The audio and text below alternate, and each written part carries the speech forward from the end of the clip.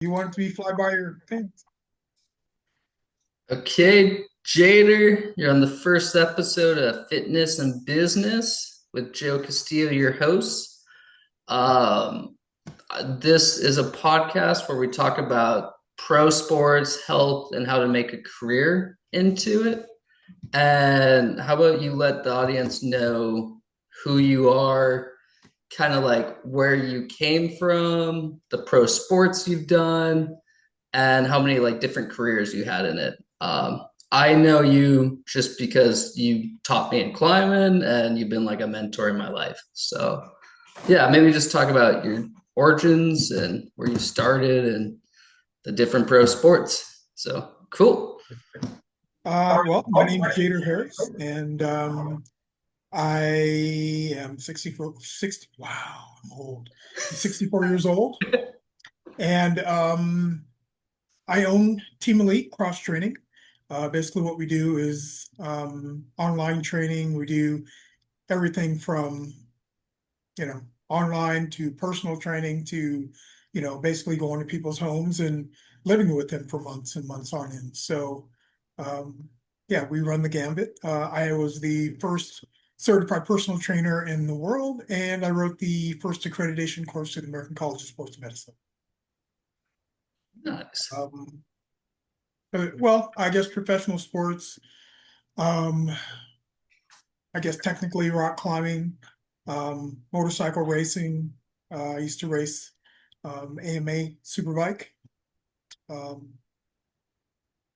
been martial arts since I was like 7 years old, choreographing fight scenes and things like that. So Cool. basically, who I am and what I do. So which one was first, karate or motorcycle? Oh, absolutely, martial arts. Started martial arts when I was 7. Okay, So yeah. cool. And then how did you get into it? How did I get into martial arts? Yeah. Literally, seeing Bruce Lee on TV for the first time.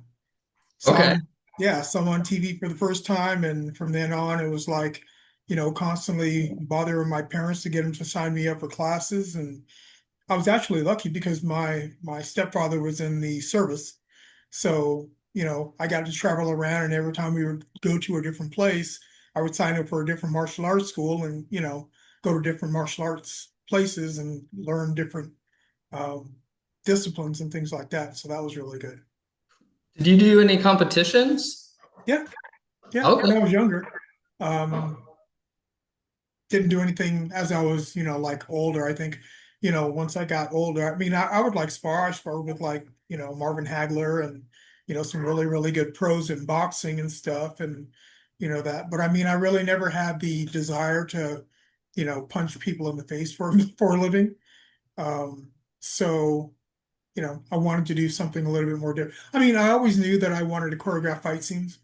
So that was pretty much my reasoning for doing everything basically that I did except for racing motorcycles and climbing rocks, which I did because I loved it. So Yeah. So I know the karate, you ended up, I know you did a lot of stuntman work. I know a lot of people don't know this, but how did you make like a career out of the karate? I know you switched to like movies and you trained a lot of like athletes for the fight scenes. Could you go more into that? And what was your thought process when you were taking that? Were you like, I just want to do karate and do these fight scenes, and or was it just kind of like a slow buildup of how you got into yeah, I it? mean it was a slow. I mean, for the longest time I was just martial arts. That was it.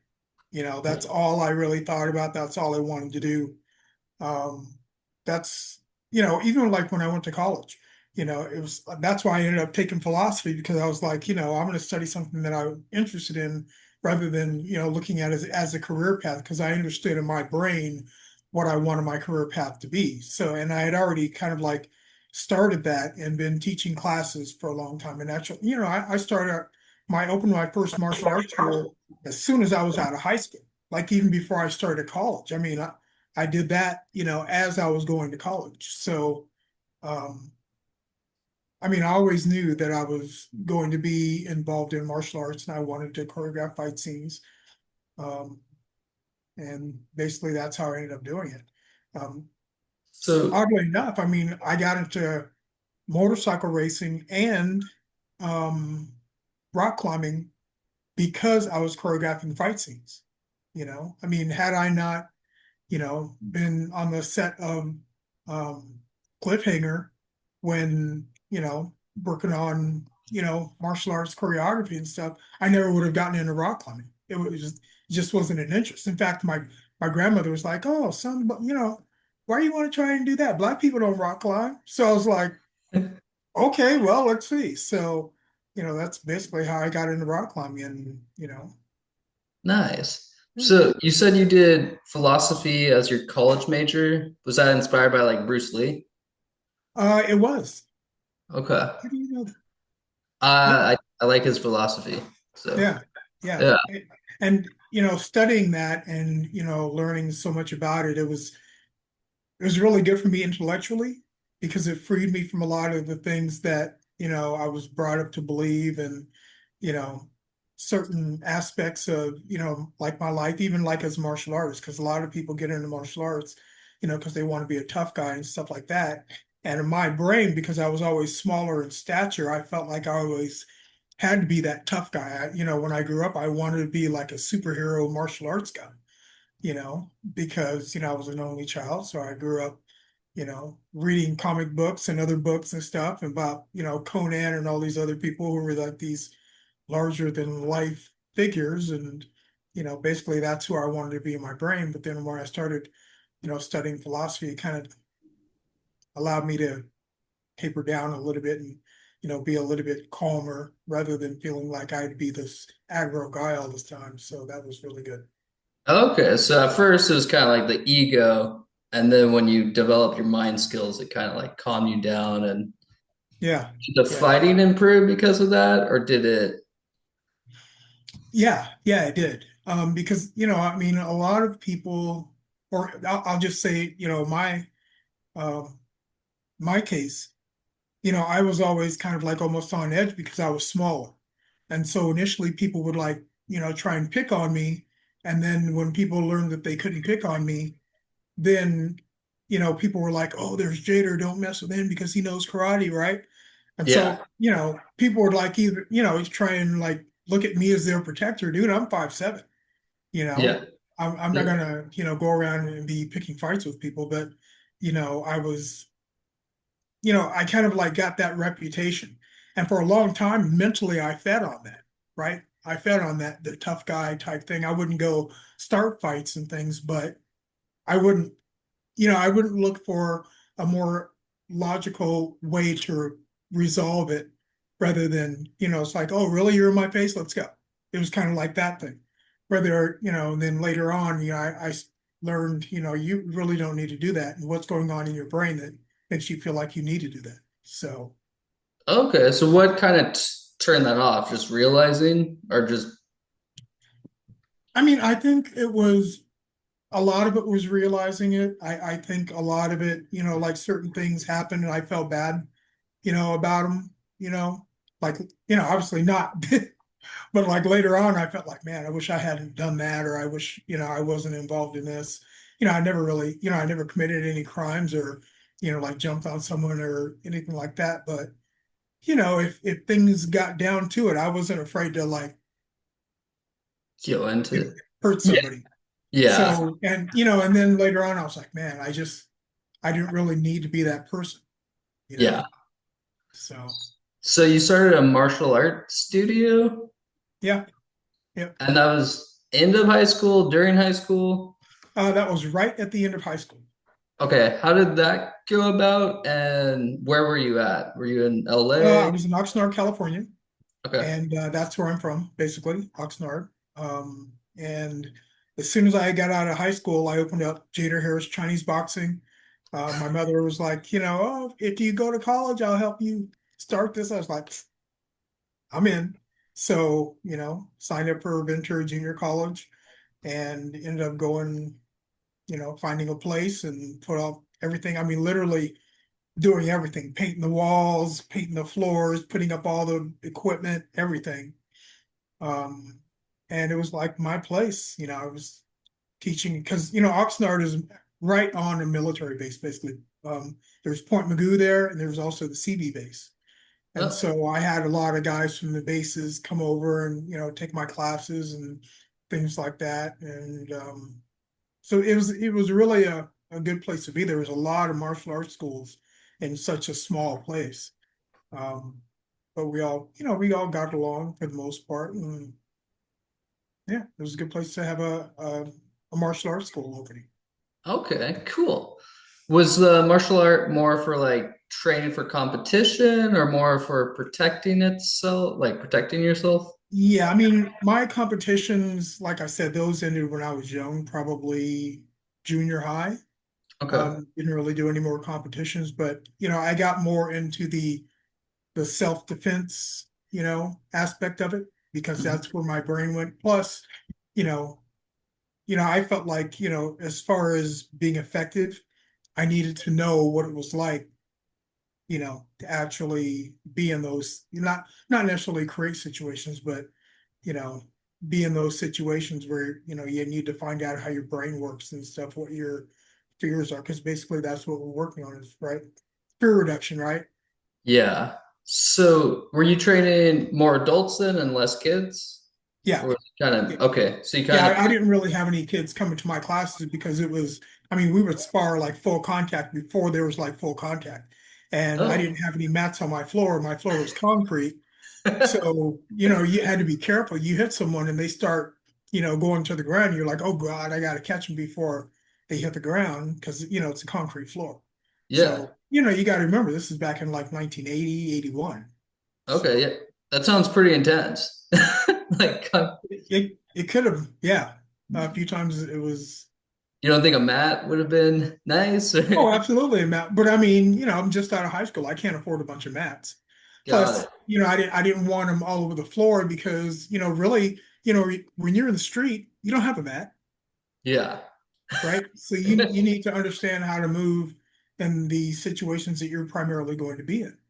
Oh, Obviously, it's good to have mats for like training and wrestling and stuff because I wrestled when I was in high school and stuff like that. And obviously, we had mats there, but you need to be able to understand, because the footwork and everything, moving and, everything is different, yeah. with mats as opposed to a hard Now, sheet. if you were like 18, what skills do you wish you would have had before starting that gym? Like accounting or Oh, marketing? absolutely. Absolutely. All of Abs- it. All of it. I mean, I knew martial arts. That was it, right? yeah. I knew martial arts. I knew how to teach martial arts. I understood, a little bit of, I thought that I understood a lot about what the mind worked, but as I went, I realized that I really didn't. And so, having to get into it deeper, it made my understanding of everything so much deeper. And then once I realized you're in over your head, I've got people coming in and signing up for classes. So, I didn't realize, number one, the time expenditure, I was there all the time. Anytime I was in school, I was at this, I mean, I wasn't in college. I was Mhm. at my school, trying to figure out, oh my God, I'm so hungry, but I got to get this done. I've got to get that done. So, I was spending, 8 hours at, in classes and then, going, to school all the time. So, Okay. In school, did yeah, you wish you yeah. took an accounting class at all or No, I mean, management or I took, just like general, because it was general. I mean, it was a junior college.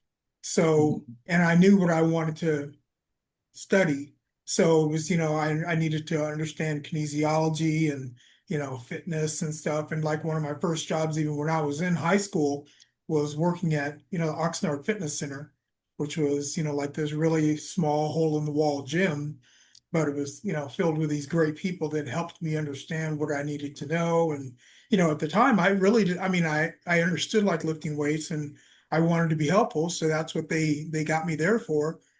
And at that point, I just realized, okay, well, my understanding, my knowledge needs to be up with my desire to understand. yeah. So that's why I started, studying kinesiology as well, and applied fitness and stuff like that, so that I could understand how to make myself more efficient, a better fighter, more conditioned fighter, everything. So. So when you said the gym has like concrete floors, I kind of think about Climax with the tires. Remember when they had like the little Mhm. tire floors? So you couldn't really fall or you had to be really careful falling. I Mhm. do think that actually helped me maybe be a better rock climber versus like people in the gym because they just don't have any sense of like the newer gyms, it's Yeah. all padding where it's a lot where back then there was like big holes and stuff like that. So when you go outdoors, you're very more conscious. So Yeah. I do see the benefit of that. But yeah, so how long did that gym last for? Probably just over a year. I ended up doing a martial arts demonstration event at college. Okay. And during the demonstration, did you ever? Oh my gosh, I forgot how young you are. There used to be a show called The Partridge Family.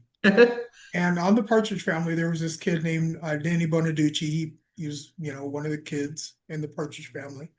And obviously, I didn't know it at the time, but his dad was in the audience. And after the demonstration, his dad came over and started talking to me. And he's like, "Hey, my name's Joe." And, when he said his name, it kind of like rang a bell, but it didn't, click as to who this guy really was. He's like, "Yeah, my son's got to be doing a martial arts movie, and would you be interested in coming to Hollywood and choreographing the fight scenes?" And I was like, "Yeah." So, basically that was how I ended up getting to Hollywood. But, they basically ran out of money before we got the film done. So I was like stuck in Hollywood living with a friend of mine, and then I'm like, okay, so I closed my martial arts school. I have no money. I'm stuck in Hollywood. What am I going to do? So, Sorry, something's not right. Wait Sorry, a few minutes and try setting up again. that's You my can also try that's my unplugging your Google. device Let and me plugging it unplug back it. in. Sorry about that, Jader. she's so rude. She's so rude, right? So, come on, Mrs. Google, get it together. Let's see. Hopefully this turned it off. Maybe Google will pay for this video, a little sponsorship. You think? Good interruption. Okay, so cool. So you kind of, because of your studio, that led you to the next career. So, Yeah, because literally that demonstration got me to Hollywood. I mean, that's where I wanted to be, but I didn't have a ways or a means to get there. So I was like teaching classes, and I figured, okay, well, I'll teach a bunch of classes, and then I'll get some time, and I'll go to Hollywood, and somebody will quote unquote discover me, and you know, but I just happened to be lucky. I was in the right place at the right time, and he was interested in the demonstration that I gave, and wanted me to come to Hollywood. So ah, yeah, yes. So it worked out because of that first business. You wouldn't have had that path if it wasn't. yeah. So it's kind of like just taking the chance and moving forward. Yeah. And a friend of mine had just moved to Van Nuys. So I called him like, "Hey, can I stay at your place for a little while?" And he's like, "Yeah, come on." So end up sleeping on his couch and, working at gyms and choreographing fight scenes and, So let's talk about more about the Hollywood and the fight scenes and how that expanded. So you first got your first gig. From that first gig, you met other people. yeah. I mean, back then, I don't know, it was interesting because I mean, I started there and then when they ran out of money and couldn't finish the film, now I'm like, okay, what do I do? So then I went and got a job at this place called Holiday Spa, which used to be owned, they used to be Jack Lane's. Um, and I ended up working at Holiday Spa in Encino. First, I worked at a Holiday Spa in Hollywood, which was like interesting.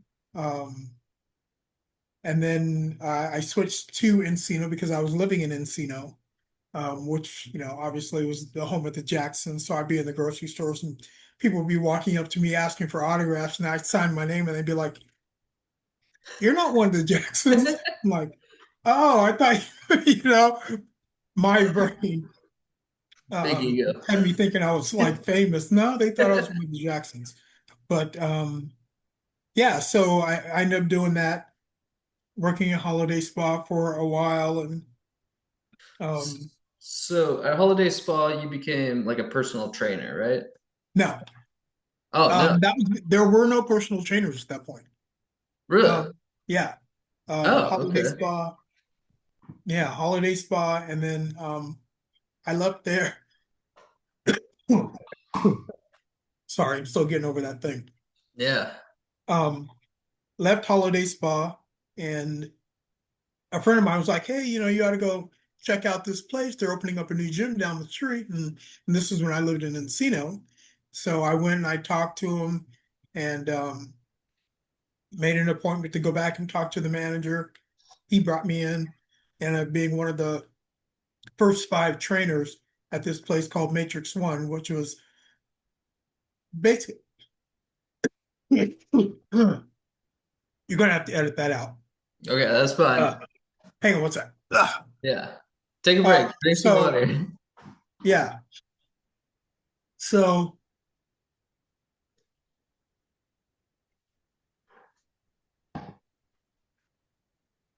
ended up being one of the first 5 trainers at Matrix One in Encino. There were also locations in Westwood and Beverly Hills, and basically we trained everybody. It was like a who's who of celebrities and athletes, and you know everybody came in there. All the big rock stars and drug dealers, like everybody. So So was like personal trainers just not big back in the day, or did they have them like years ago? that was literally one of the first gyms, if not the first gym, that was dedicated to personal training. There was never like in history people hire Nope. people to work out. Nope. Like that's like a And in new fact, thing. that's why. And so, okay, so this was the history of, the whole personal training thing. So like in 1982, Matrix One's going, everybody wants to be a member. um, American College of Sports Medicine shows Yeah. up at, yeah, American College, 2 guys show up at the gym, and the owner of, not the owner, but the general manager of Matrix, I'm standing by the front desk, and he's like, "Hey, could you come sit in with us?" And I'm like, "What did I do?" Because I figured, because he and I, the manager and I, we had got into couple of discussions about personal training and how much they wanted to charge us and that stuff. So I'm like, what did I do? So I ended up going in there. Basically, it was a meeting between us and the 2 guys from the American College of Sports Medicine. They wanted us to do a basically an accreditation course for personal trainers. And it was myself, this guy named Gary Grant, who's no longer with us, and I think it was Drew Brooks, maybe, that was in the meeting. Um, and my belief was, you want to start this accreditation course, which on one end is a good thing because it keeps people who don't know what they're doing from just showing up and say, "Hey, I'm a personal trainer," like today. Mhm. Um, but on the flip side, you're forcing people that have already been doing it successfully, know what they're doing, to pay you for the right to do something they've already been doing. And so in my head, I was like, man, I don't know if I want to do that. I don't know if I want to be involved. And they were like, oh, we'll do this, we'll do that. And, Vinny, who was the general manager, was like, come on, please, you got to do this for us. And I was the only one that had gone to college for it. So I ended up, getting stuck with doing the entire thing. We were all supposed to work on it together. And as soon as the meeting was over, they were like, you're on your own. See you later. I'm like, so I ended up doing the whole thing by myself. So I'm, constantly calling back and forth because at the time there was no email, no other way to contact these guys. So I'm going back and forth on the phone and sending over faxes and things like that, trying to, make sure that this is what they wanted and all this other stuff. I'm going back and forth and, going back through all of my notes. And so basically that's how the first accreditation course got started and got made, because And they and showed up this and, is used nationwide now, right? Like it's huh? all this is used nationwide now, right? The Yeah, I mean, material I'm sure it's been, modified. I would assume that they've updated it and done, made some changes to it. I would hope that they have, Yeah. because a lot of the information that we have now is better information than we had at the time. So, Okay. yeah. How would you get the information back then? Like just Well, I mean, books? most of it was information that I already knew. Okay. If I had any questions about something, um, Wow, yeah. I mean, it was that, I mean, that was actually the hardest part because, if I had, if they said to me, okay, well, I want you to do like, go from A to B to C to D, all of these things that you need to know in order. And then you need to do true or false questions. You need to do um, all of these different, versions of questions with different terminology and, make sure that the terminology that's used is basically kind of like theirs. That's why you have all of these different, I call them the alphabet organizations. They're all, you have to be teaching the same thing because the human body hasn't changed, right? But they Yeah. all have different verbiage and they say, oh, well, you have to use our, verbiage in order for it to be accurate for us. But it's all the same information because you're still working with the same product, right? Yeah. So Yeah, I guess the product hasn't changed. And yeah, the human body hasn't changed. Our understanding of it, a lot of that has changed, which is, a good thing. We're yeah. not saying, 220 plus, minus your age, and then 80% of that is your maximum heart rate because we know that's not accurate anymore. But, Okay.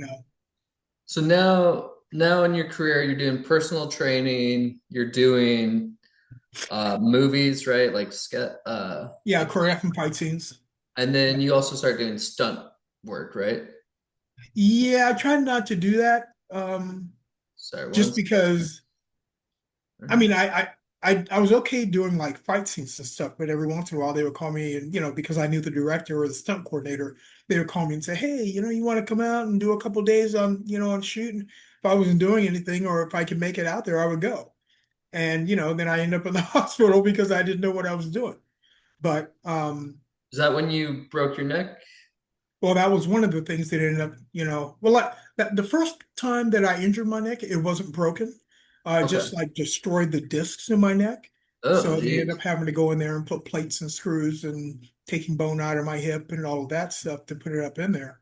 Uh, Oh, was the but yeah, surgery good or not? Not say good it back again. then. Was the surgery like good, or I was it mean, I not don't good recommend back it. If you can avoid it at any cost, I would absolutely avoid it. but it was But, like for a me, it necessity? wasn't, yeah, for me, it wasn't really because I was in a lot of pain. I was basically immobile, to the point where I had like such bad nerve pain. I would have like really bad headaches and shooting pains and stuff. And it was like, Jeez, you got yeah. to do this. So I ended up doing it. Okay. So something I Yeah. want to talk to you about is injuries. I mean, I know you had a lot of injuries. That could be like a 10-hour thing. But Thanks how for do pointing that out. Yeah. how do you one thing that I noticed I can't really find any resource on is the mental part of injuries of how do you recover? Like obviously your neck might be healed, but then your body just always feels tense and it's Mhm. extremely hard. Like, how do you deal with that? Or like, I mean, any injury, I feel like the body heals first generally, but then the mental's kind of, at least for me, that's kind of my biggest holdback. So, Yeah. I mean, I think it comes down to your perspective and what you feel your capabilities are as far as recovery. mhm. Like for me, when I first hurt my neck, the doctor was like, you're never going to do this again. You're never going to do that again. You're never going to do this again. Um, and at first I was like crushed, because Yeah, I just started thinking, basically my life is over. yeah, Um, but then it almost like got to a point where it made me angry to the point where something in my brain clicked and I was like, okay, I'm going to show you that I can actually come back from this. And that was really one of the best things that happened to me is, not wallowing in my own, sorrow and letting it get me down. And I mean, you know, I think, that's one of those things that you're either blessed with or you're not, because it's real easy. And, like all of the, injuries I've had since then, that first really bad injury helped me recover subsequently from the injuries that I would have later. Like, about this, right? yeah, yeah, So, when this happened, you know, everybody else was all bummed out, and I was just kind of like, I'm just glad it's not my thumb. yeah. Yeah, you're like, I survived. And I survived. Didn't, get septic and kill me. So, I mean, I think I just, kind of like gave me the ability to look at, pretty much the bright side on things and being able to understand that, I'm my ability to recover is a lot in my brain. If I figure like, is if I allow myself to get down and believe this, I'm not going to try, or I'm not going to try as hard as I need to in order to recover. So if I figure there's a 1% chance, I'm going to take that 1% chance and go as hard as I can to see what my capabilities are going to be. I'm not going to sit around and because doctors have been wrong so many times about me. yeah. You know, So do you like if you have like a 1% chance of good recovery, do you do every exercise you can, or do you just kind of like mentally, does that make sense? Like, Yeah, I mean, because I've been a personal trainer for so long and I've been involved in fitness for so long, I think one of the big attributes I have is, I know how hard to push myself, and I know that I can overdo it sometimes, which sounds ridiculous after just saying that I know how hard to push myself.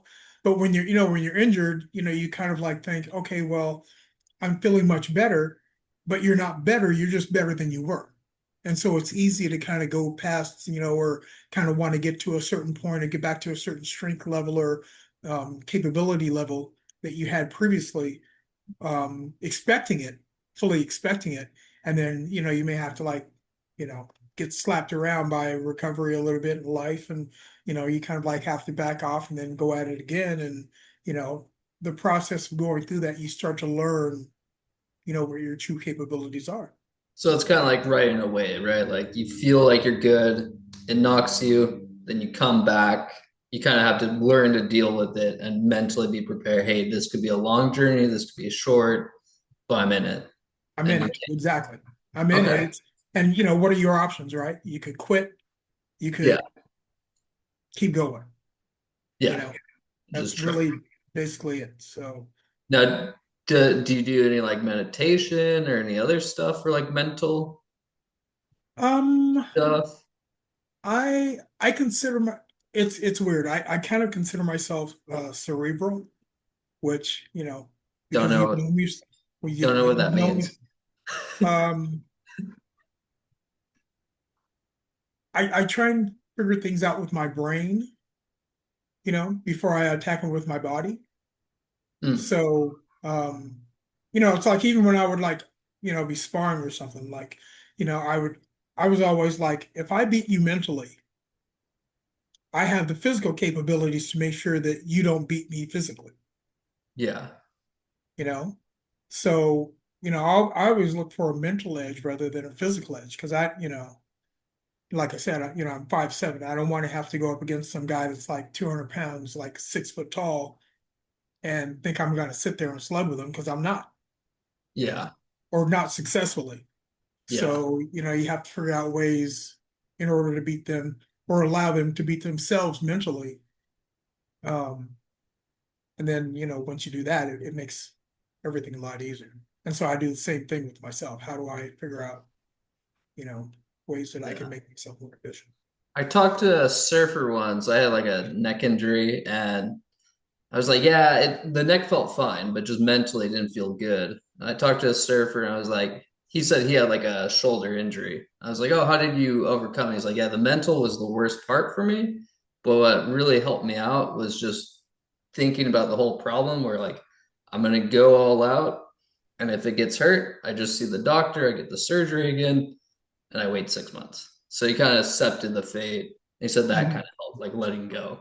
So I don't know. Does that help you too, letting go, or kind of? Um, I mean, I don't have the feeling that I need to go all out. Okay. Um, for me, it's more kind of like I want to see what my current capabilities are, and then slowly bring those up, right? Um, so I mean, and I've gotten there's this disease called Epstein's Barr, um, that basically kind of like comes when you overdo it physically. And I mean, it shut, that's one of the things that shut me down for a long time. And you feel like you're fine. And then as soon as you start exercising again, you just go, you know, Can and you, it's, is yeah, it and like, that was like really, really difficult. is it Uh, like joint pain? Is it it's not, I didn't realize, I wasn't just really energy, experiencing any pain. It was more fatigue, fatigue? like, yeah, I mean, that's kind of like how I got it. I ended up going on this really like hard, long bike ride. Um, and on the second half of it, I was like with a friend of mine, and I remember him, I'm like riding, and I think I either like bonked just really hard and, just ran out of food or something. Jader, we Uh, got, I think, 30 seconds. oh, Um, I'm gonna pause it, stop the recording, mhm. and then I'll send you another invite. Okay. Because I we're don't know just if that'll work. doing the free plan. I don't know if that'll work. Try it. Let's try it. I'm Okay. gonna stop. Overtaxed. I'm starting to record now. Okay, talk about that injury. Well, basically, it's autoimmune disease. And Okay. so, if I train too much or too hard and I break my immune system down too long or repeatedly too many times, then my body can't keep up. My immune system can't keep up. And so I get sick. So if I have like, I mean, obviously you always have these viruses in your body and stuff. And if you break your immune system down, that's when you get sick. It's like if, so many times like as a trainer, I always tell people, you know, you'll probably get sick like within the first 2 or 3 weeks of working out at the gym because your body is now trying to recover from the workout and it's not used to having to recover from the workout and fend off this disease that's been in your body or that's out in society. And so oftentimes people will get sick, almost always people will get sick within the first 2 or 3 weeks of working out because their body has to adjust to the extra um, stress. Really? Because Yeah. that's interesting. That happens to me a lot. Because I do giant blocks of working out. Like I'll do Mhm. 2 weeks of just climbing, 2 weeks of just surfing. But a lot of times if I feel like I go too hard, like I'm doing construction, then I do climbing and surfing, I Mhm. usually get sick right away. So then I think I'm working out too much and I try to lower it.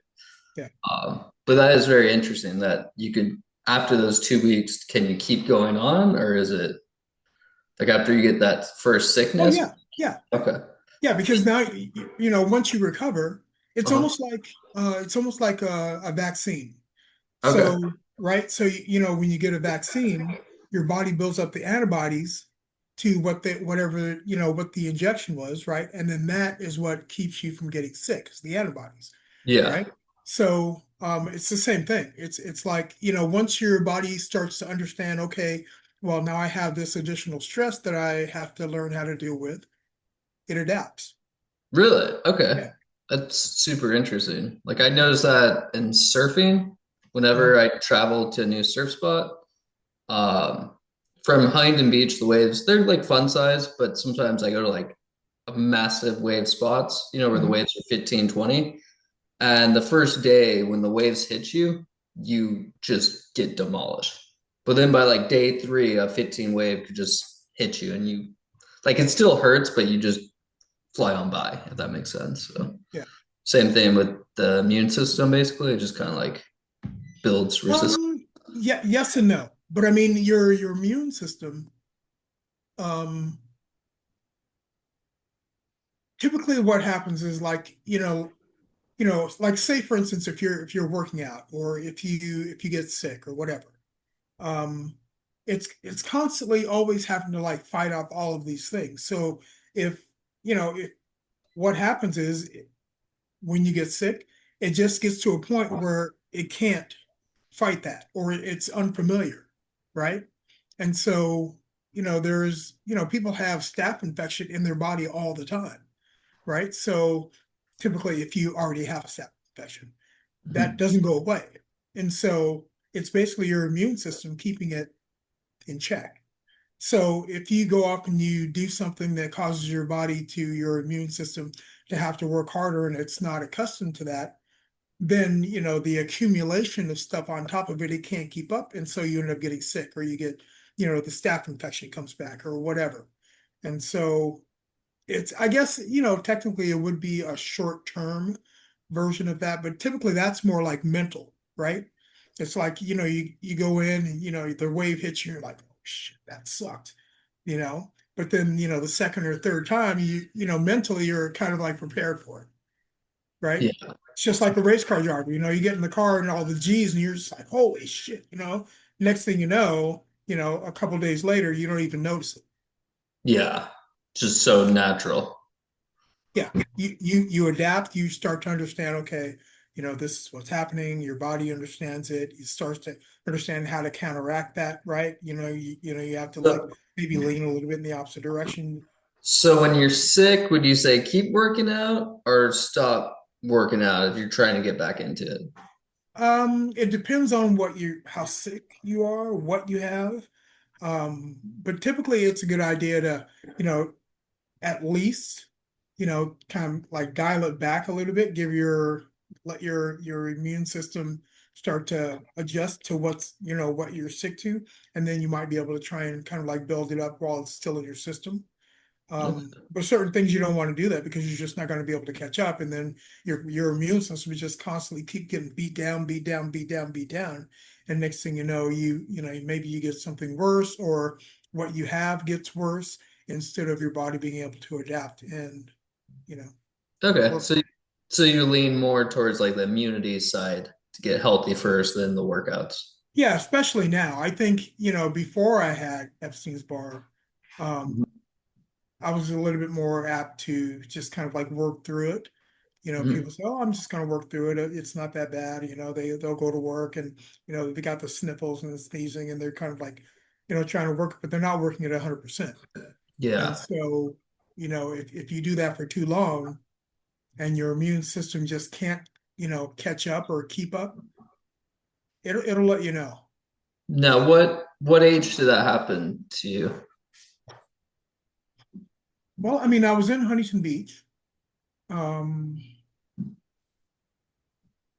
I'm going to say probably 35, 40, maybe. Okay. So is that when you started seeing like a decline in health just because the natural like age No. or no, just overworking? Yeah, I just, I had this idea in my brain that I was going to do this really hard bike ride, and you know, Just I took was it too far. took it too far. Yeah, and my body, it was bad. I mean, it was bad. I remember like certain parts of it. Like I said, my friend is like riding next to me with his hand on my back, you know, Yeah. trying to keep me up as I'm pedaling my bike.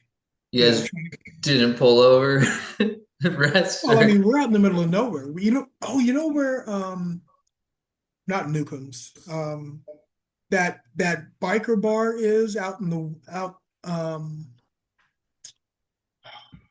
it's on this highway, on this famous highway where a lot of bikers go and cyclists go.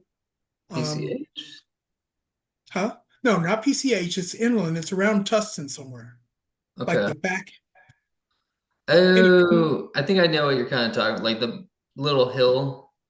Like it's like yes, a mountain, but not a mountain yeah, quite. and it's really Yeah. hilly through there. Yeah. It was that ride. So I started at my house in Huntington And and no rode. no cell phones back then, right? No, yeah, there were cell phones. Oh, okay, cool. Okay. Yeah, but I mean, I started at my house, rode, one way, and it was probably, I'm going to say maybe 40 miles one way, and then turned around and rode it back the opposite direction, you know, and like halfway through the opposite direction, I met up with my friend, and I was just like, he said I was like weaving all over the road because I was just so tired and so bonked and just, low on fuel and just done. Yeah. Yeah. Okay. Yeah, it was bad. So One I wanted to do an age joke on you about that, but I'm yeah, probably 33, not. so I'm 33, so I'm like, oh, that's not that old. That's only 2 years. 35. Okay, so let's go back to racing and how you got into like motorcycle. So I know you were a professional motorcycle, kind of maybe tell them how you got into it and yeah. I got into motorcycle racing because I bought a motorcycle when I lived in Hollywood because it was easier on a motorcycle to get to and from my clients' houses because I could go, in between traffic. So if there's traffic, I could drive in between the cars, and it made it a lot easier, being on the Hollywood freeway because, at the time I lived in Encino, but a lot of my clients were, in Hollywood or in Beverly Hills or whatever. So I would just hop on my motorcycle and ride to their house instead of sitting in traffic in my car. Yeah. And so, that's why I bought the motorcycle. But then on the weekends, I started going up in the canyons, up around the rock store and stuff, and you know, riding my bike around there through the canyons and up and down the hills. And I was like, oh my God, I love this. Yeah. So, then later on, I bought a faster bike and I was like riding that around. And then, people, I went and I did a track day. And when you start on a track day, they put you in novice because you have no idea what you're doing. But I've been like riding it through the canyons and stuff with a bunch of guys. And so they put me in novice. And like by midday, I was in intermediate. And then they moved me right from intermediate to advanced in one day. And Mhm. everybody's like, oh, you should, come out and ride with us more often. So I started like riding with them. And then there was a guy out there that owned a race team. And he was like, hey, you ought to come like try out for the team. And I was like, you know. And at the time I was just like this knucklehead with a brand new bike and you know the ability to go around corners really fast and not fear for my life too much. So, you know, but that comes back to bite you after a while, right? You can only twist the throttle so hard, and then you start learning, how to, basically the way I started going fast was getting to a point of almost crashing and not crashing and then going, whoa, what happened there? How did I not crash? And then going back and trying to recreate that. So um yeah, I wasn't the smartest, but Okay. Would you recommend anyone to get a motorcycle if they live in LA now or not whatsoever? No. Just only the track or in a city that has no people. uh yeah, I mean, I still love motorcycles.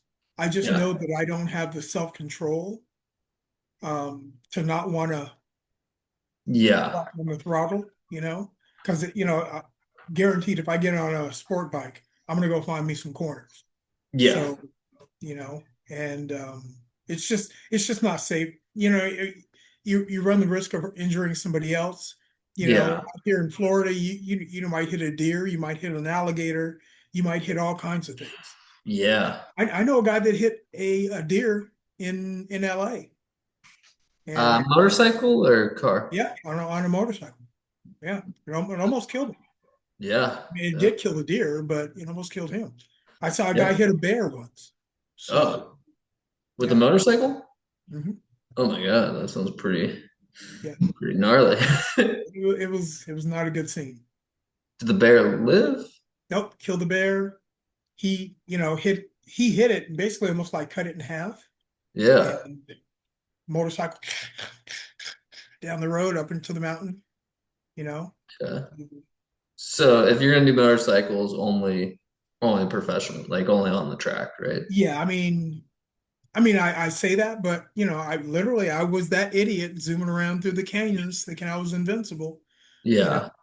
Yeah. And Now, you did competitive motorcycle.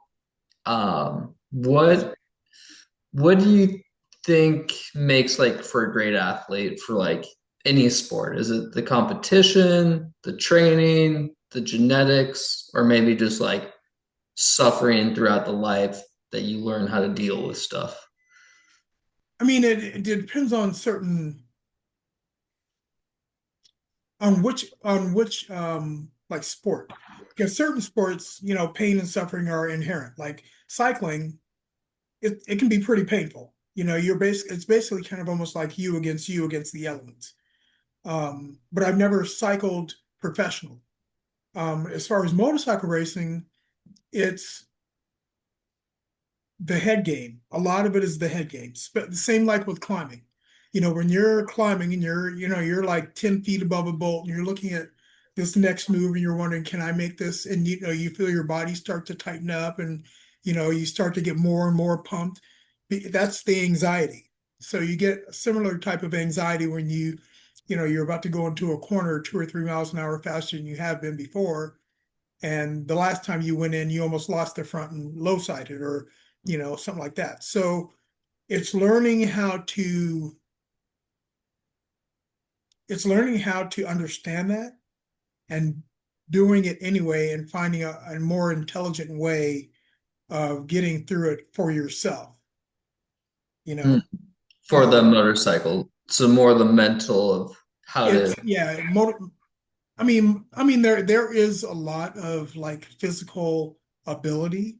Uh-huh. Um, but sometimes it comes down to the guy who's willing or girl who's willing to go into the corner just, a little bit harder than last time, or, you know, willing to go in and, put your knee down knowing that you're gonna like crash or, or you might lose the front or when you get on the throttle, a little bit too soon, sometime you might, you know, run the risk of high siding. So I mean, the one way I learned how to go into a corner really fast is by going into a corner, losing the front, and so the front starts to slide, and I turn the wheel a little bit, and I realize that's actually slowing me down, right? So, and you go in and you get off the brake, turn the front wheel, and let the front wheel, the sliding of the front wheel sideways, slow the bike down.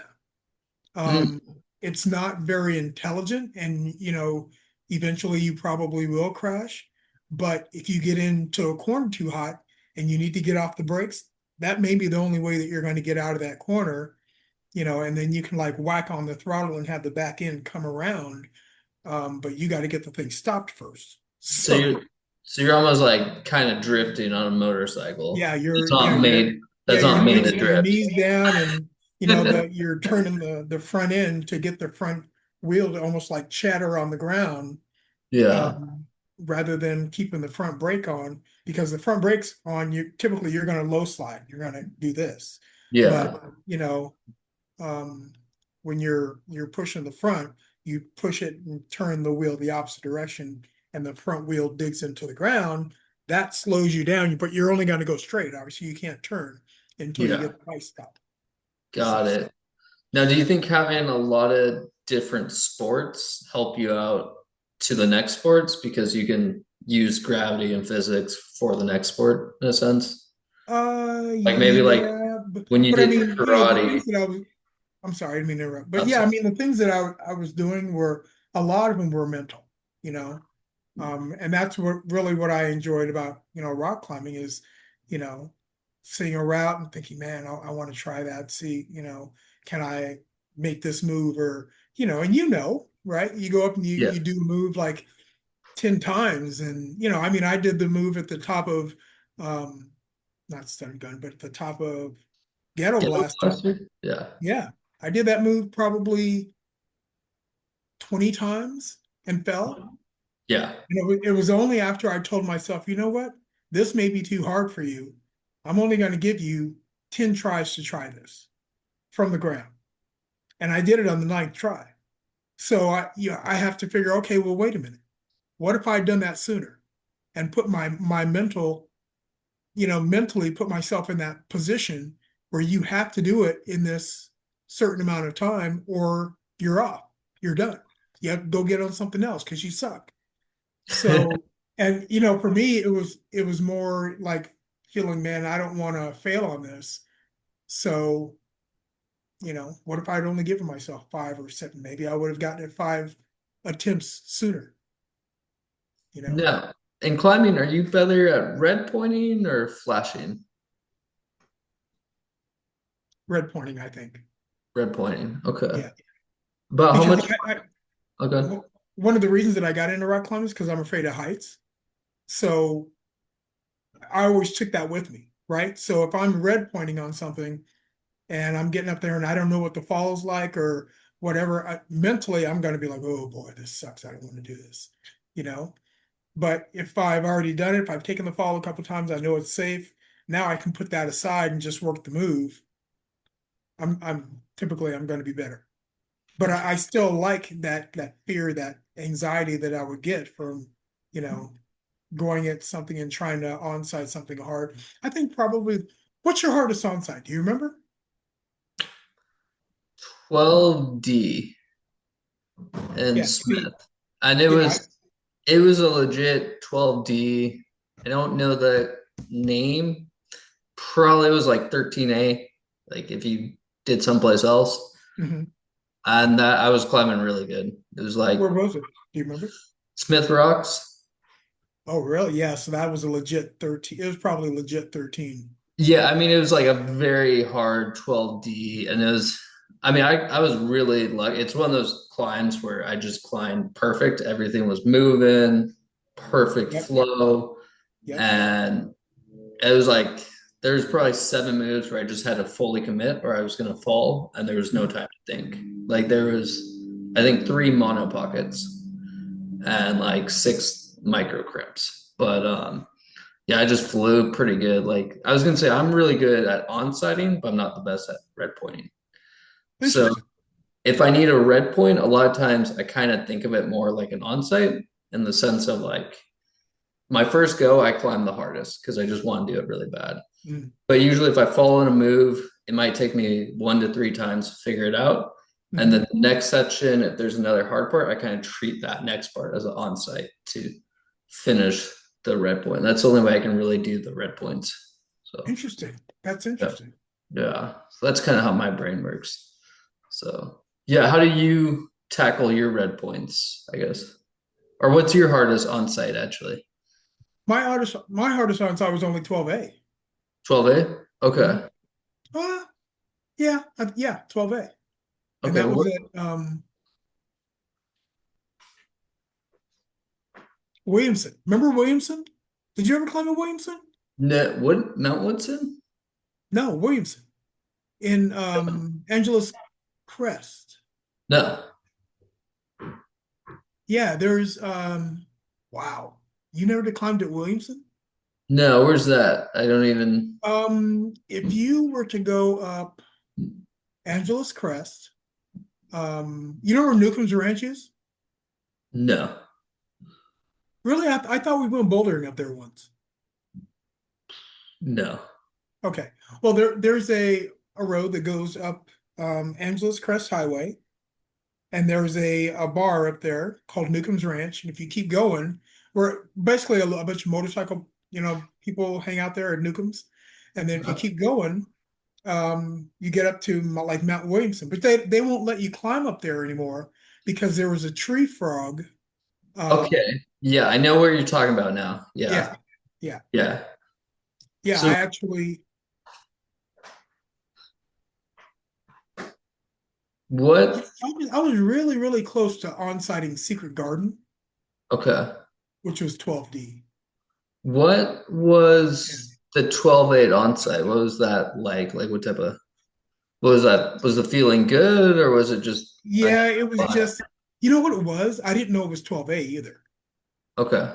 And so, like when I was climbing, I was basically just climbing, and you know, it didn't feel that hard. And then, I got down, I was like, God, that was pretty easy. He's like, really, it was 12A. I was like, no way. I looked in the guidebook, 12A. Nice. Okay. So Did it flow really nice or was it yeah, just it another was, climb? but see, the thing is, I don't, in my brain, I didn't feel like I climbed well on granite. And so when I go to a place where it's granite, I don't really expect that much of myself. Where if I go to like some place where it's like pockets and edges, I know that I can climb hard on pockets and edges. So I expect more of myself. Okay. So, if I go someplace that's granite, I'm just like, granite. I'm just looking not to fall because I don't want to get scraped up. But, you know, typically if I go someplace where it's like pockets and edges, like Malibu Creek or it's that place inland. Um, The Corey? Um, Hmm. Monastery? Monastery. No. What's the name of that place? It's up above Malibu Creek. Above Malibu You know Creek. what? Point Dune? Oh, No, Texas Echo. Canyon? Echo, yeah. Echo. Yeah. If I go to Echo, then typically I like it, but I'm so bummed by the time I get in there from the approach. I'm just like, oh, that sucked. Now you were a professional climber, right? Mhm. Okay. Well, professional in that I was sponsored. Yeah, you got paid to Yeah, for free gear, right? yeah. Okay, how did that come about? How did you get into climbing? I know you said you were doing acting and you were on the Sylvester Stallone. Yeah. So I worked on Cliffhanger, choreographing fight scenes. And on Cliffhanger, there was this guy named Wolfgang Wielich, who died. He was like at He's the time, German? yeah, he The was the best? strongest. Pardon? Yeah. Okay, yeah, I know him. Yeah, the best climber in Germany. At the time, he was the best climber in the world, Yeah. and he was doing some crazy stuff, Yeah. like doing like pinky finger pull-ups with one arm. Yeah. Yeah. Next level. Yeah, and I Yeah. saw that and I was like, oh gosh.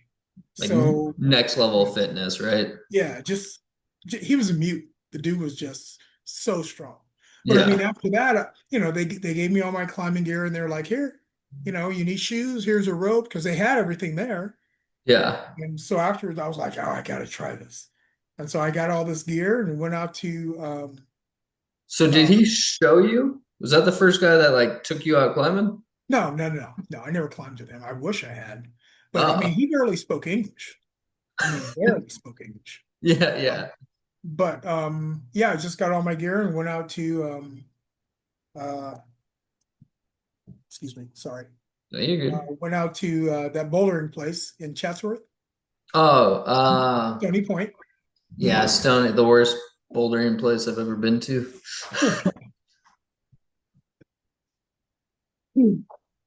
Yeah, went out to Stony Point, and somewhere I still have my video of my first time rock climbing. Yeah, went out to Stony Point, What climbed was it that? Was back. that VHS? It was on VHS. Thanks for bringing that up. Yeah, yeah, literally on VHS. Let's see. Sorry, we only have 10 minutes left. That's what the Zoom said, so giving you a heads up. But continue.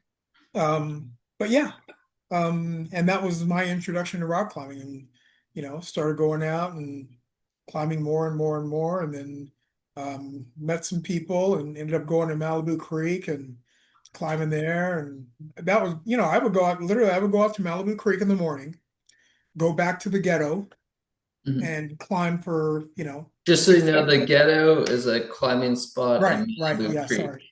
It's not, Yeah, that's important to know, isn't it? wasn't going to Compton just climbing people's houses.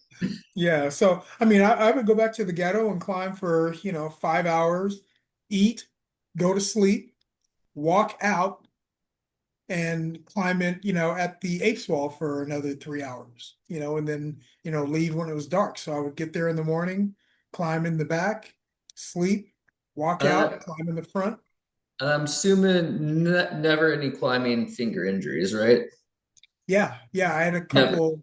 Oh, you Yeah, did? I did. Really? Yeah, Oh, I yeah. was gonna say, I noticed when I climb, I was in Squamish 2 weeks, climbed about 10 to 15 hours a day, but Mm. slower, no injuries, fingers felt healthy. When I came back and I do 2 hour sessions at the gym or something like that, fingers feel all buggy and stuff. So I feel like the longer I'm out, the less chance I have an injury.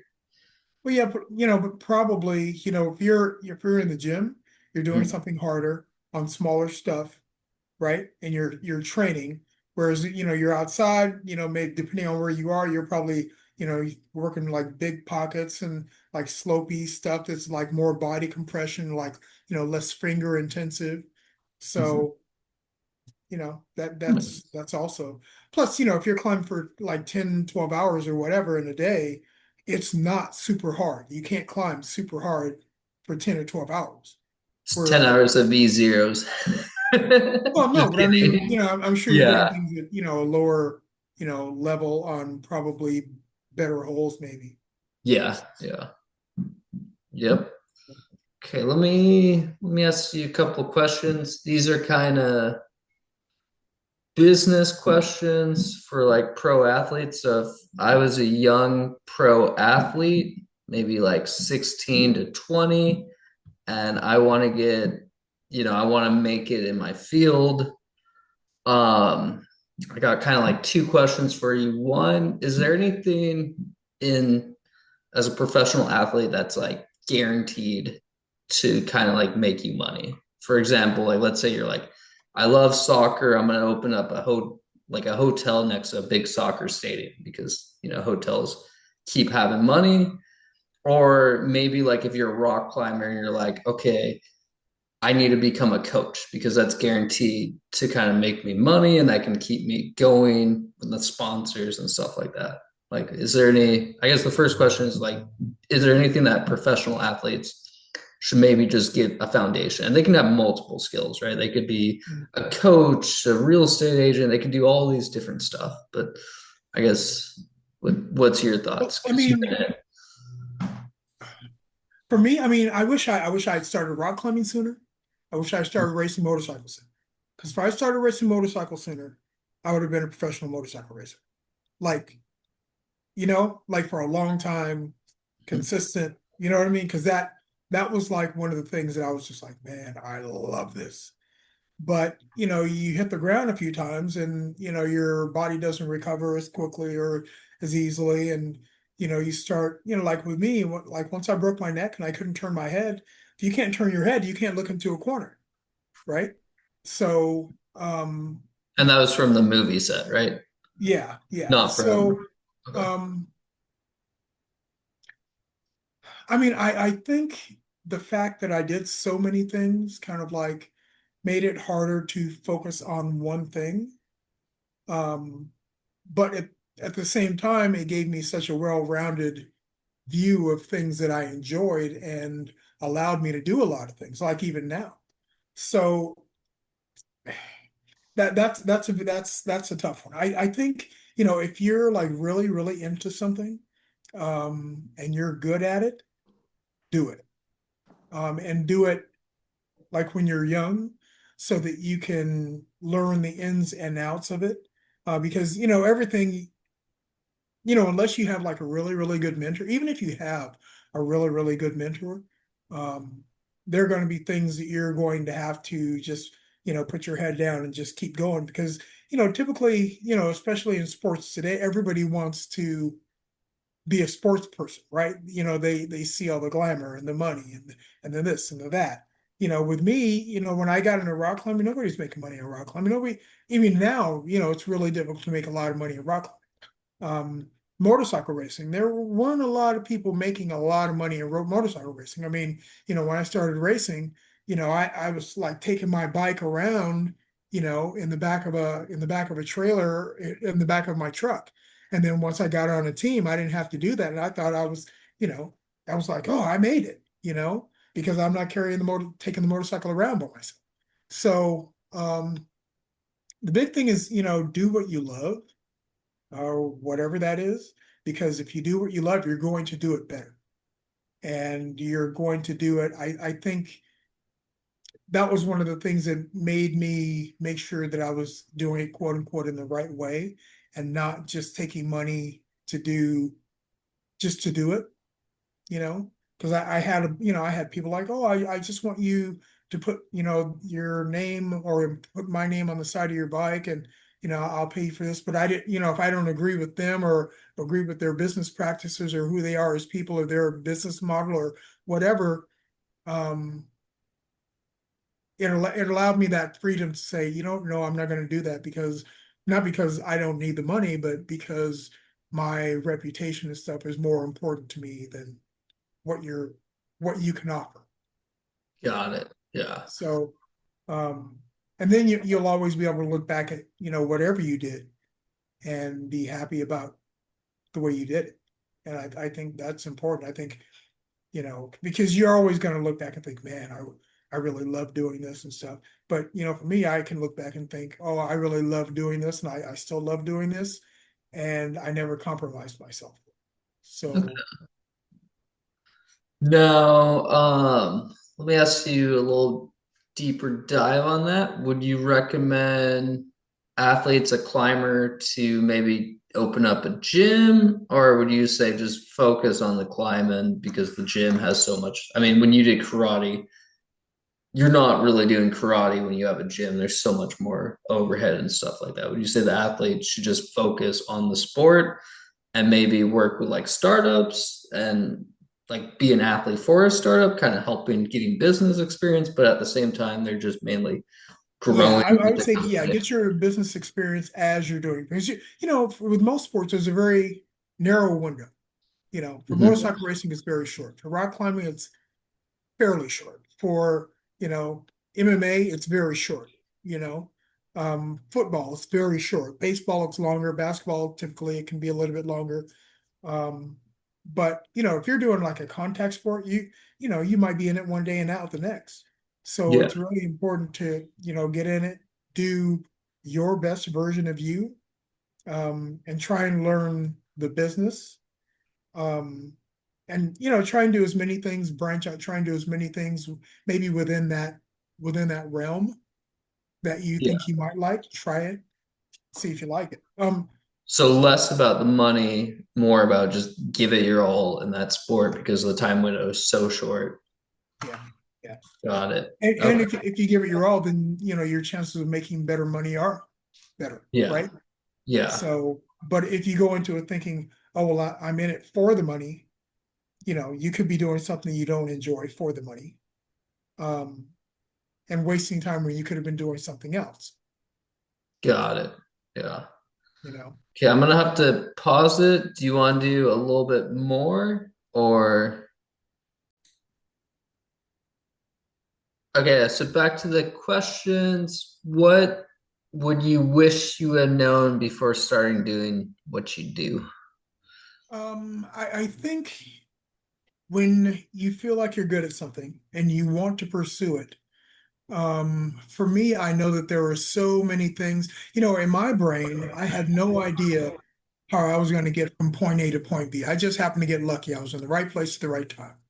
Um, that's a very unrewarding way of getting to where you need to be because, when you get there, you're not going to be prepared, right? It just kind of like falls in your lap, and then you're kind of like struggling to catch up and try and make sure that you can make the best of the opportunity that you've just been given.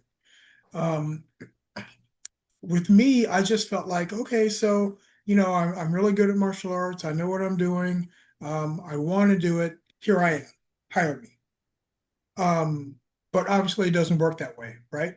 So the big thing, I think, what I would tell people is understand the business part of it. Um, so much better because then you'll introduce yourself to more avenues to do the things that you want to do. You'll put yourself in a position to be introduced to people who can introduce you to the people that you need to be introduced to. Um, it's I think for me, a lot of it was just stupidity and ego driven. You know, I just figured, I'm really good at this. Um, Somebody's going to see me. And I didn't really know what steps that I mean, I did. There was this thing like time ago. Um, I forget what it's called, Faces of something, and I did that, and I got hooked up with a couple like modeling agencies and things like that, and the woman that owned the agency was kind of like I don't want to call her a predator, but she was really, really close. And so, she was like hiring all these guys, to do these, modeling jobs. But in order to do the modeling jobs, you had to be friendly with her. So, but I mean, back then that was Hollywood. It may still be that way. So, I think, the big thing is understanding the business side of it and understanding what you may be asked to do, and is it really something that you want to do? And if not, then are there other avenues for you to pursue in order to do what you want to do without having to do that? So like I was mentioning to you, it's like, if with the way that things are progressing, like with AI and all of the different options for doing things. I mean, obviously, you can literally make a movie now and have no real human beings in it, right? Yeah. So there are so many more things to know and understand, and um, right now I feel like my intellect is not on that level, you Mhm. know, and so it's very difficult for me to make the transition to understanding things like AI and all the chat things and all of that. And so I feel like I'm kind of like behind the eight ball as far as that. And I see, people that are going out that don't have like the actual technical skills that I have, but they have the skills in other areas and avenues that I have no chance of, equaling. And so, in a way, it's like, things just pass you by. So if you don't, try and kind of like foresee, where am I going to take this? What do I need to understand in order to be the best that I can do right now and put myself in a position to understand things as they progress?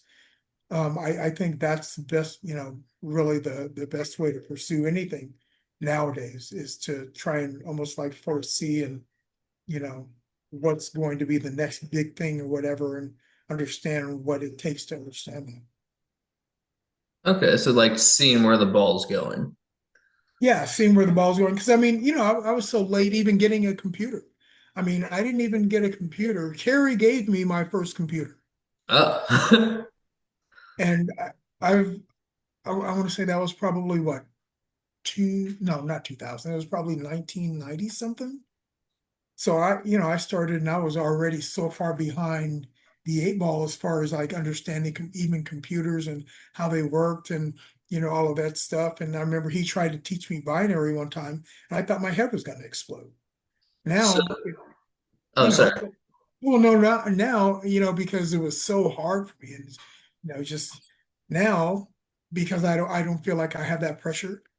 Understanding it is so much easier. So, but back then it was just like, oh God, I can't get this. You're basically speaking a different language to me. This is insane. So do you think like for example, me, I know a little bit about AI.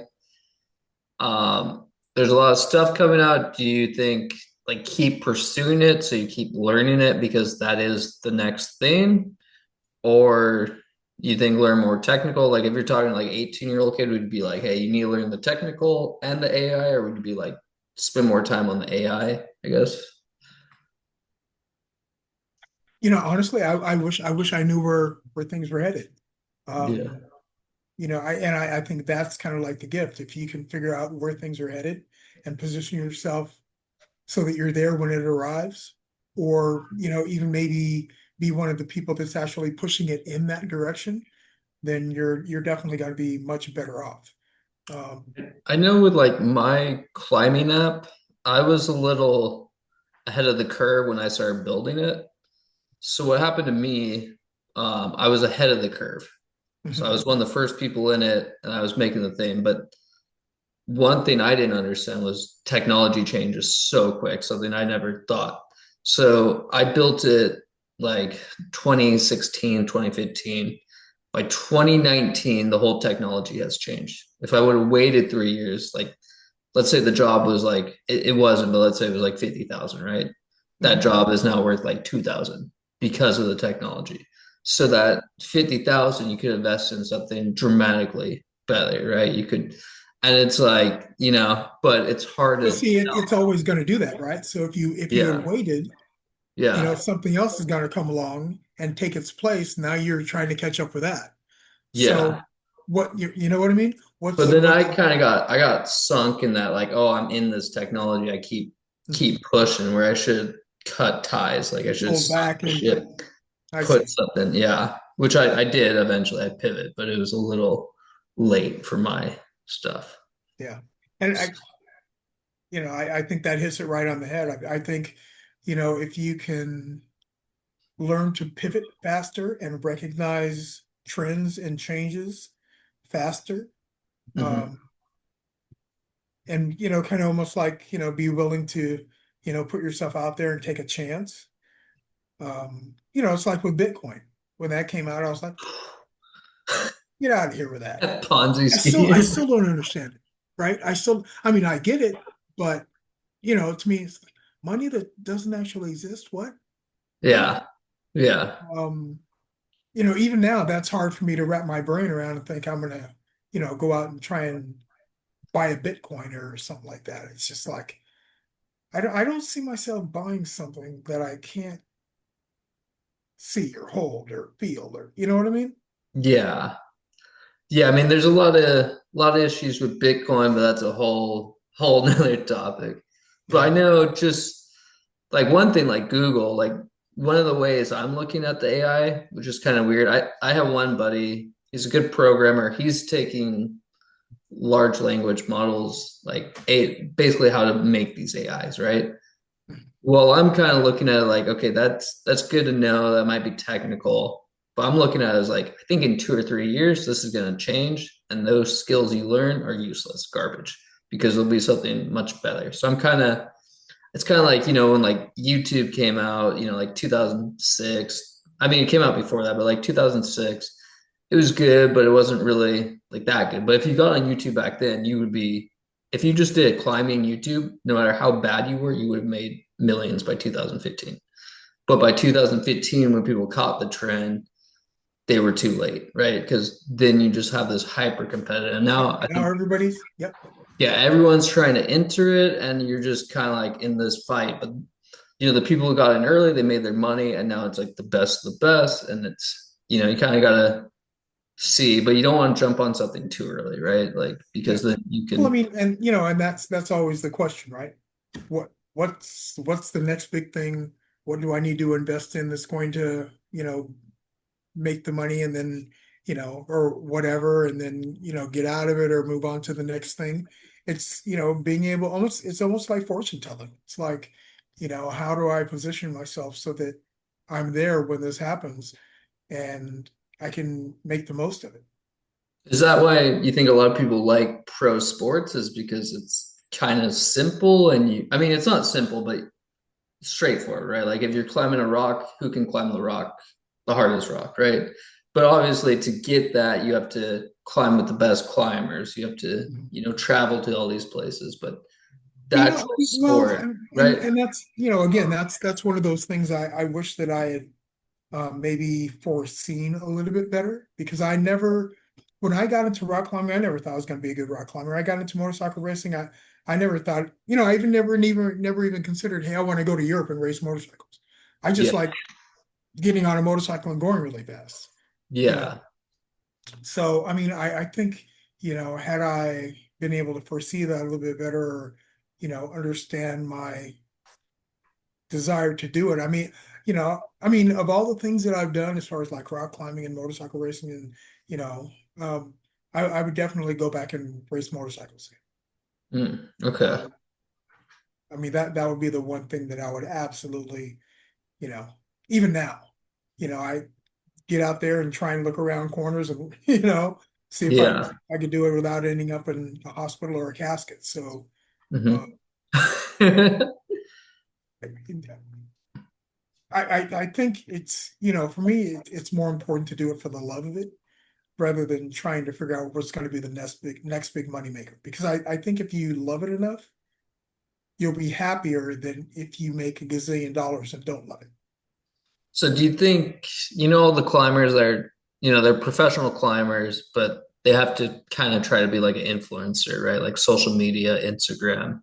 Right. I think most of the people hate it, right? They don't like posting. They just want to be climbing, but it's like part of the job now, right? So Right. should they try to do that or should they just like, what do you think? You think they should try to stay up on the technology or just figure out a better way, whether it's like, hey, I'm going to work construction 2 days a week and then climb five Yeah. days. Well, And see, that's the thing. It's like I think if you try and look at it, like you were just saying, the people that are like rock climbers that want to rock climb, but they feel like they need to be influencers in order to make a living from it, does it destroy their love of rock climbing because of that? Right? So then you know what I mean? Or does it destroy your desire to do it because you're not doing it for the pure love of it? You're doing it to make money now. I mean, obviously there are people that really love their jobs. Uh, Mhm. but I think, with something like that, if you got into rock climbing to be a rock climber, you did it knowing that you're not going to make a gazillion dollars from it, right? Mhm. You Yeah. just love rock. Yeah. But then you find yourself kind of like with limited skills in other areas. Now you're kind of stuck. Yeah. It's like, this is something that I really love, but I don't know this side of it. Should I try and learn this side of it so that I can maybe make a living at it? And if I try and make a living at it, is it going to destroy my love of it? So, Yeah. Yeah, it's a catch 22. Now, I feel like rock climbing kinda is like when I first started 2008, 7, um, like I didn't really think there was money in it. When I got a little older, I was like, oh, there's some money in it. But I almost feel like rock climbing's almost like surfing right now, like in the 70s. There was no money. But I think in the next 20 years, I think there's going to be a lot of money kind of like surfing. Do you kind of think that way or? yeah, I mean, I think having rock climbing in the Olympics has been Mhm. huge, Yeah. you know. And I don't know if you remember, I mean, that's why I was working so hard to try and get that climbing gym because I knew eventually rock climbing is going to be in the Olympics. And I love rock climbing. And I love being in the atmosphere, being outdoors and being indoors and climbing. I just want to climb, right? Yeah. So, um, I mean, knowing that was like one of the things where I was like, man, I want to get this going now. I need to get this going now. Yeah. Um, because I knew it would be bigger. And, now, Touchstone and all these people that have they bought up everybody's rock climbing gym, now they're Walmart, right? Yeah. So, you know, um, it So, just so is it hard to get in now or do you oh yeah, think yeah, there's still a lot? yeah, Uh, because I mean when I was doing it, there were no big companies that owned a bunch of clubs. Everything was, owned by One, the people. and real estate was a lot cheaper too, right? Real estate was a lot Part of cheaper. it, like I was reading something and said the last amusement park was like 1980 or 1985 because you just physically can't do amusement park unless you're Disney, unless you Yeah, have several billion cash on hand because of yeah. the real estate. So certain fields are just disappearing. So how do like a climber, how do they keep going, I guess? So just Well, learning and AI that's, or making new products or I mean, I think, the way that you're going about it, I think that's really smart. Doing a lot of like different things and, diversifying and, trying to put like tentacles out and find out what's going to be. And you know, when you find it, you might be the first one there, right? yeah, yeah. So, I think that's actually smart. Um, and I think really that's, unless you have a crystal ball, that's really the only way to do it is, just try and put as many things out there within that realm, find out, maybe do some research, find out what other people are doing that you might be able to tap into, and build kind of like something together and then just go, Okay, so you know. um how does partners work with you? Because I know it's business, a lot of like partners is key for business, but it's also the death of a lot of businesses. How do you kind of navigate that? Well, I mean, you're right. It's having the right partner can be the difference between making it and not, or making it and being happy or not, you know. It's who you associate with, but that's kind of like life, right? It's who Mm-hmm. you associate with, who are you, you know, tied up with, and a lot of times it's not really good to be tied in with the same person that you maybe like, but people that have skills that differ from your, so basically they're filling the gaps that you have in your life or in your understanding of something. And Mm-hmm. so they're that missing piece of that puzzle, but you also have to be able to work with them and trust them. And so that's, I think, where, the difficulties come in. Because, there are a lot of people that have, really good AI skills and, people that have really good skills in other areas, but do you, really want to be in business with them? Do you want to trust them with your livelihood? You Yeah. know? Yeah. So, yeah, I think that's always the $1 million question. How do you find both? So do you have like a grading criteria of like, would I trust this guy with my family? Would I, like, if they pass that, then I'll work with them? Um, Would I, if the skills are good? Because like if when I look for a mentor, I look for like about three things. The first thing is they have to be kind because you're gonna have a bad day. And if you're working with someone who's a jerk, it's just gonna destroy. And then the makes sense. second thing is, can I learn something from this person? Like for me, for mentors, if it's a Mhm. yes, then it's like, okay, cool. I want to work with them. And the third thing is this person wants me to keep growing. So there's no like, crab energy. It's an ant that's pushing me forward and just saying like, hey, I'm gonna get you up there. And no matter what happens, like those are my three criterias. Yeah.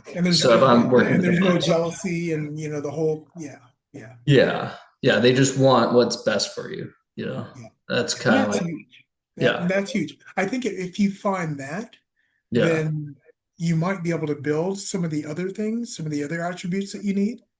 Yeah. Um, because that's so rare. If you can find somebody that you can work with, that you trust, that you respect, Yeah. um,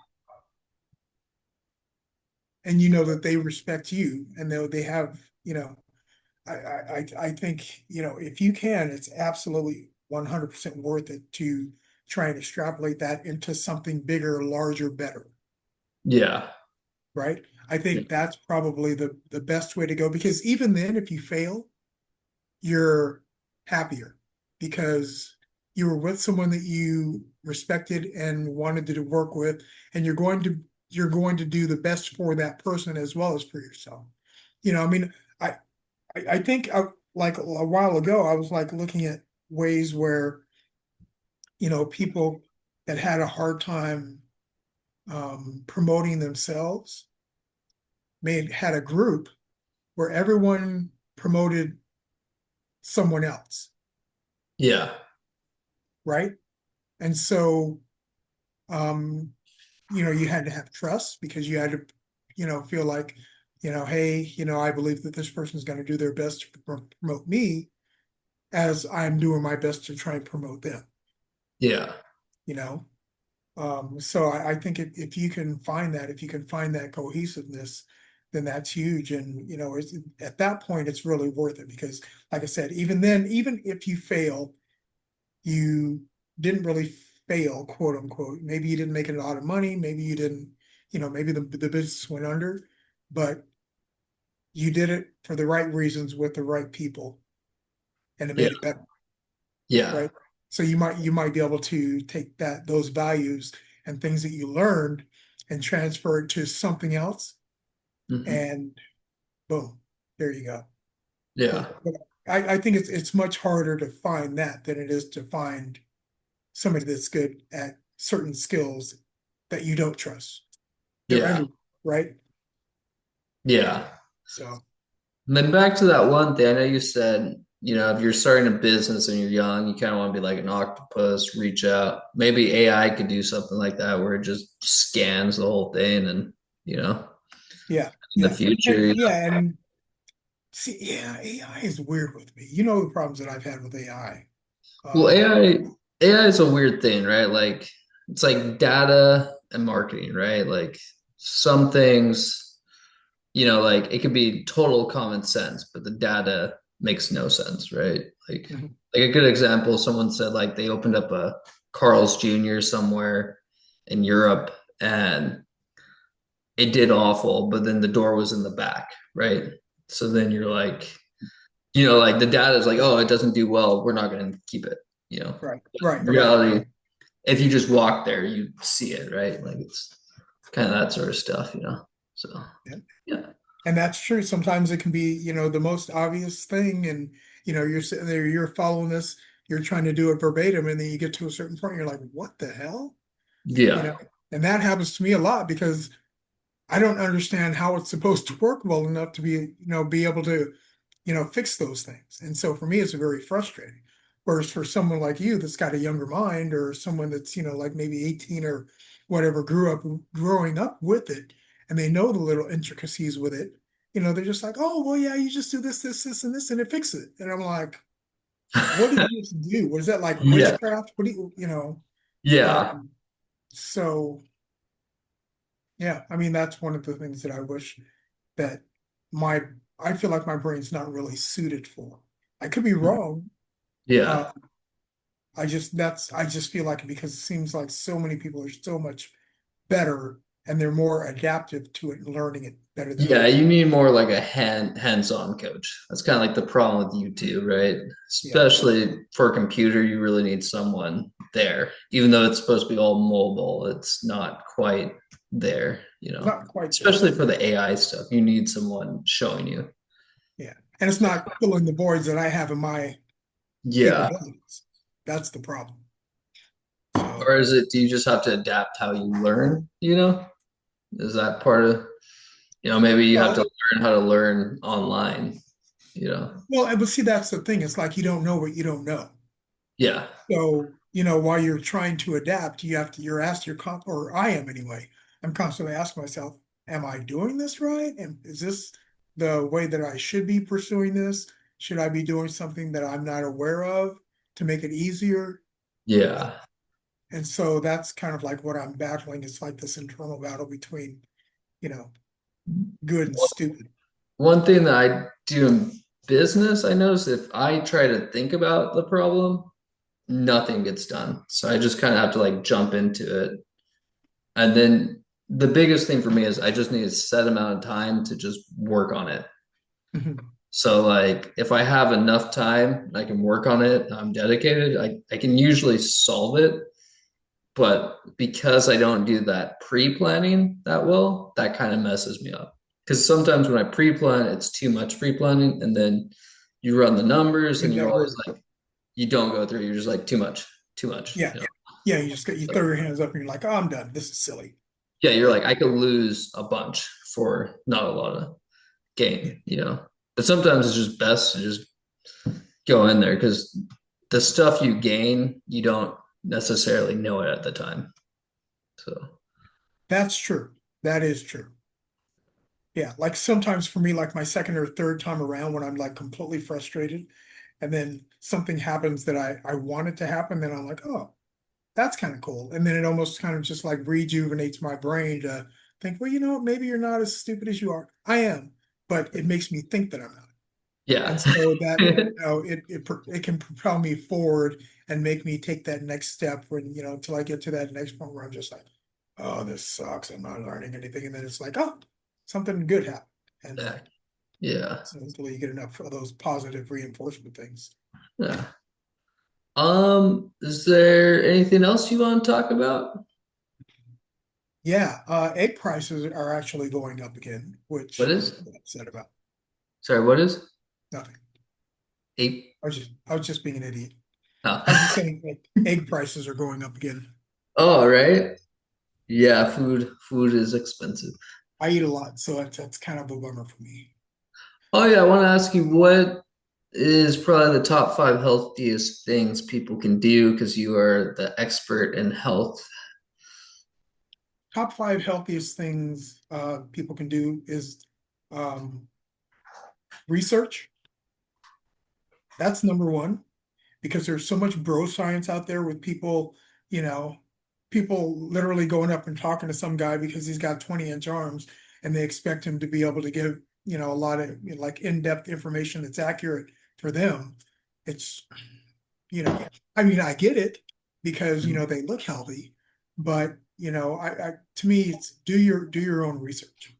Mhm. Because the information is out there. You can get really good information. If you take the time and try and, look at it as a, something that you have to be able to corroborate over and over and over, almost like a case study, Mhm. to make sure that the information that you're getting is accurate. But it's there. The information is there. And it's much safer, it's much better than, talking to some guy in the gym just because, you think he looks good, or, he can bench press 315. So, you know, Yeah. um, yeah, I would say, research is number one. Um, patience, patience is number two, because everybody wants everything now. That's why, the Ozempics and all of these pills are coming out, because people don't want to take the time to actually do the work. So it's like, okay, so you take this pill, you lose, weight. You're going to lose weight, not necessarily fat. There is a big difference. Um, So, once you lose that weight, then what? What are you going to do? Are you going to be able to keep it off? What's going to happen when metabolic adaptation takes place? So, um, there are a lot of things that are out there that people don't really understand. They're just looking in the mirror and thinking, "Oh, well, I look great. I feel great." Nah, nah, nah, nah. Okay, but what happens when, I call it the Oprah effect. What happens when your body starts to adapt and that weight starts to come back on? Are you going to be able to take it off again? Are you going to be able to adjust? And so that's the big, disconnect. So I wish people that would, well, number one, do their research. Um, Number two, take their time, learn. Um, don't don't be in a big hurry, because, it probably took X amount of years for you to get over fat. I don't want to call it overweight, but, over fat. So you should at least give yourself, a certain amount of time, accurate, not understandable amount of time to lose that fat. Otherwise, you're going to lose a whole bunch of muscle tissue, and that's going to create a whole bunch of other issues for you. Um, yeah, I would just like to see people, be a little bit more self-reliant than trying to, you know, jump on the next big diet or the next big, it really is simple. It's easy to understand. But it's just like what we were just talking about. It's easy to understand, yeah, for me. Um, but if you've never done it, it can be one of those things where you get into it, I'm sure it can be mind-boggling for people. But, I think if you get it like just like this, if you get it from a good source, a trusting, source that you can trust, and then allow it to work, it will. Yeah. Very, very rarely, would, things that we know, or, that we believe that we understand about, like, health and fitness and dieting and, muscle gain, as opposed to fat loss and, all of these things. We're getting it down to a point where we're so, um, I don't want to say sure, but we have a really good ability to, understand the things that we thought were true before, that we couldn't prove. Now we're able to prove a lot of those things, and disprove a lot of those things. So that's why I say the information is out there.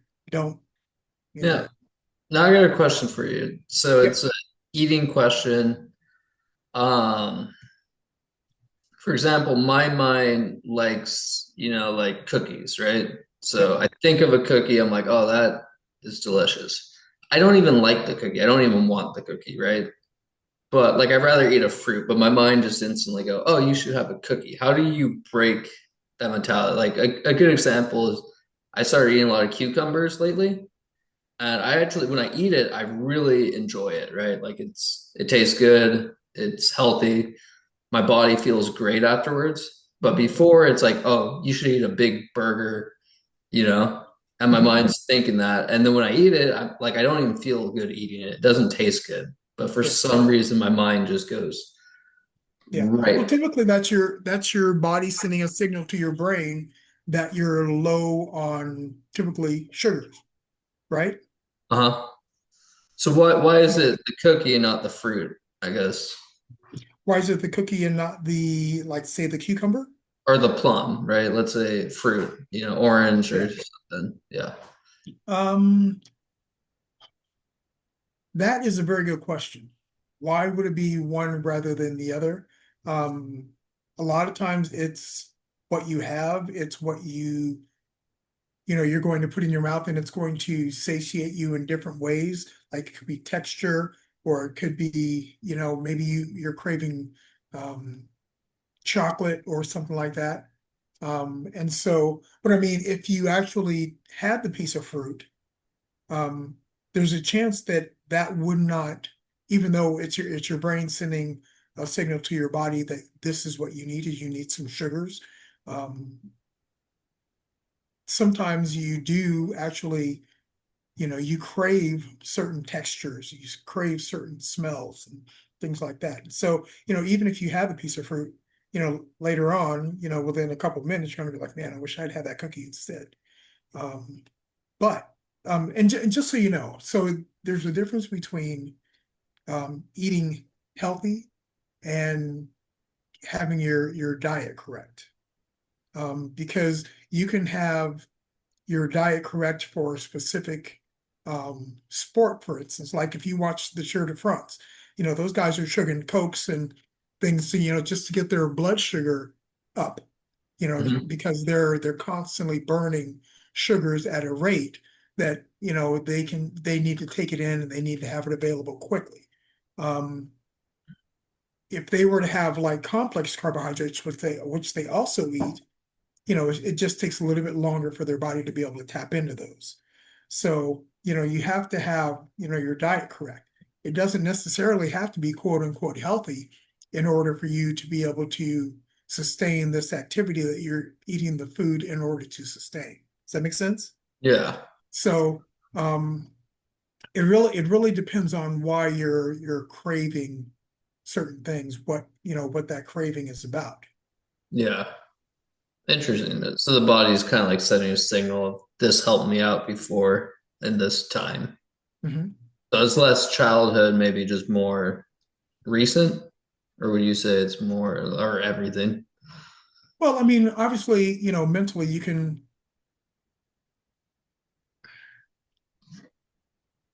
can make adaptive changes to your brain's desire for things, right? And we also know that, certain foods, they'll put things into them to make people crave them more. Um, but that not being say that's not the case, say that, being something else. It's very difficult to say, why you would crave a cookie over a plum when it's really your body saying, I need sugars. Um, so, either in theory, either should work, but we know through practice that a lot of times it doesn't. So that means that you're actually trying to get your body's trying to get something else, or, we have what are they called? Um, Certain receptors for certain things. And so a lot of times, if if it's not satiated by this, it's satiated by that. So you might be able to eat, get the same relief from eating a cracker when you thought you needed the cookie because you wanted actually something crunchy, right? Yeah. Or, it's just like people that say, oh, well, when I stopped smoking cigarettes, I gained weight. Well, that doesn't really make sense. Well, yeah, it kind of does. Because, number one, you had something in your mouth. If that's what you're craving, with the cigarette, and you don't have that, now you feel like you have to put something in your mouth. Well, if you put something in your mouth that's not a cigarette, chances are it's going to be food. You're going to swallow it, eat it. Now your calorie count goes up. Yeah. So, there are a lot of things that, people don't think about, and, excuse me, I talk to people all the time. They're like, oh, I eat so little, and, I don't eat this much. And then we go over it, and, 3,000, 4,000 calories. And I'm like, wait a second, I thought you were eating like 1,200 calories. Oh, well, I thought that I was. Well, it's because you didn't take the time to look at it and figure it out and understand how many calories you actually were eating, or, you go to, Starbucks, that's a huge one. A lot of those things are, 500-600 calories or more, you Yeah. know? Yeah. So, and, but people don't really count those a lot, but then, you eat those or you drink those 2 or 3 times a week. That's an extra 2 or 300 calories. That's a So whole day. that's a whole day's worth of food Just off of drinks. Yeah. just off of drinks. And Jeez. they didn't really do anything for you except, screw with Spike your the blood blood sugar. sugar. Yeah. Yeah. Okay. Interesting. So we got 1 minute left. Here's my last question. Do you think the diet makes or breaks the athlete? I don't think, because everybody, good athletes now, most of them have their diets down. So it's not going to make you, but it can definitely break you. Okay. So, it can bring you up to speed and make sure that you have the same advantages as other people. But if you don't have it down, it can absolutely break you. So, and that's one of the things that I learned the hard way. When I was younger, I was just, I could eat anything, whatever, and I was constantly working and burning calories. And then, as I started to get older and, started to have that little bit of metabolic change, I was injured. And when I came back, I had this, you've never seen me with probably with a layer of fat, but I felt like I had a layer of fat on it. My brain wasn't working. So I had to start going through and looking at things like, oh, okay, well, here it is. I fixed it. But, for a lot of people, it's not that easy. Now I'll finish this off. If you need to get help with diets, talk to Jader. Any sort of fitness, please message him. He's an awesome trainer. I'm going to end it because we got like 10